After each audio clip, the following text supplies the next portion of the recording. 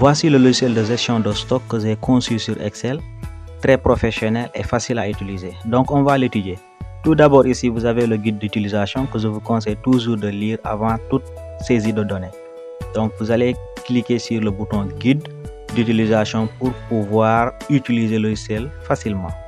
Donc une fois que vous cliquez sur le guide d'utilisateur, donc voici le texte que vous allez avoir et vous allez le lire pour pouvoir utiliser le logiciel facilement. Donc je vais retourner dans accueil pour maintenant aller dans la feuille de l'inventaire du stock. Voici la feuille de l'inventaire du stock. Donc ici maintenant ce que vous allez constater, c'est cette partie blanche là qui est accessible et modifiable. Maintenant la partie colorée ici, donc c'est automatique. Excel va calculer ça à votre place, donc inutile de calculer. Donc cette partie aussi elle est blanche, donc là aussi vous allez modifier le prix de vente, vous allez le saisir ici.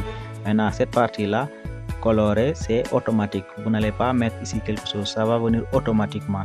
Comme vous pouvez le constater ici, vous avez le stock final en valeur qui est généré automatiquement ici. Voilà, maintenant je vais retourner dans l'accueil pour ensuite aller au niveau des achats. Voici la feuille des achats. Donc ici tous les achats que vous allez effectuer, vous allez les enregistrer ici. Donc pour chaque achat vous allez effectuer d'abord la date, vous allez saisir d'abord la date, le produit acheté, la quantité, le prix unitaire et le prix total qui est généré automatiquement. Le moyen de paiement vous allez choisir, donc les moyens de paiement sont validés ici. Nous avons par espèce, carte bancaire, chèque bancaire, mobile money, etc. Donc la référence. Donc ici aussi vous allez noter que le total des achats est généré automatiquement, pas de modification, tout est automatique. Voilà, maintenant ce qu'il faut retenir ici, c'est que chaque achat va augmenter le stock. Donc si vous entrez ici la quantité achetée, donc automatiquement ça va se générer ici au niveau de l'inventaire du stock. Si vous enregistrez un achat de marchandises, donc les entrées vont augmenter, etc. Voilà, maintenant je vais retourner sur la feuille vente.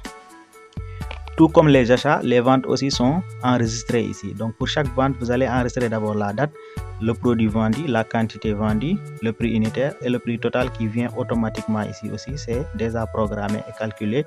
Le moyen de paiement, tout comme les autres moyens de paiement, vous avez le paiement par espèce, carte mobile money, carte bancaire, chèque bancaire, etc. Et la référence ici. Là aussi, vous avez le total des ventes qui est automatiquement généré ici. Pas de calcul, Excel le fait à votre place.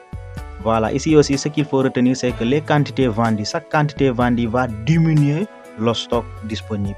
Donc à chaque fois que vous vendez, la quantité va diminuer le stock qui est juste ici au niveau de l'inventaire. Donc ici les entrées au niveau des achats, la quantité achetée, ça va augmenter ici au niveau des entrées. La quantité vendue, donc ça va diminuer le stock avec les sorties et le stock final qui sera généré automatiquement ici aussi. Voilà, maintenant ceci étant dit, je vais aller maintenant au niveau des rapports.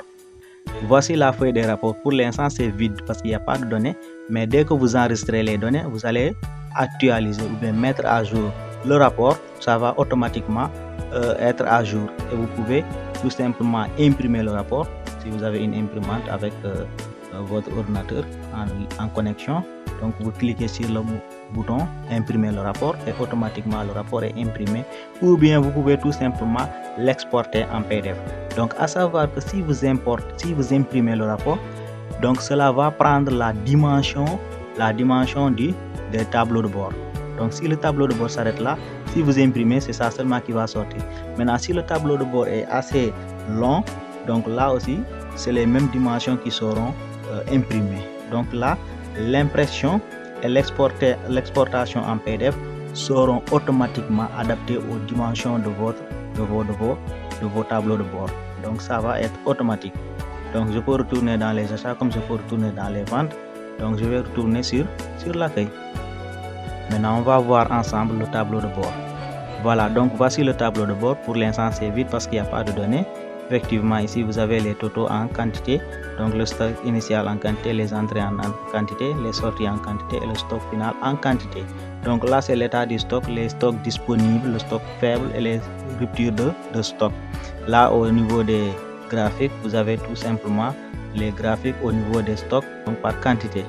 Donc stock final, stock initial, les entrées et les sorties. Voilà, maintenant ici aussi c'est les états de stock, donc qui sont générés automatiquement avec des graphiques.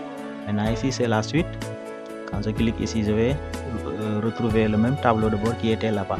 Donc ajustable, et quand vous imprimez aussi, c'est ajustable en fonction des dimensions de vos deux tableaux. Et quand vous exportez en PDF aussi, ce sera en fonction de la dimension des deux tableaux ici. Donc je vais retourner sur le tableau croisé dynamique. Là maintenant je clique sur l'accueil. Et voilà votre logiciel de gestion de stock, assez simple, facile à utiliser mais professionnel. Donc pour ceux qui en ont besoin, vous pouvez nous contacter pour des éventuelles collaborations. On se donne rendez-vous très bientôt pour une nouvelle vidéo et merci beaucoup.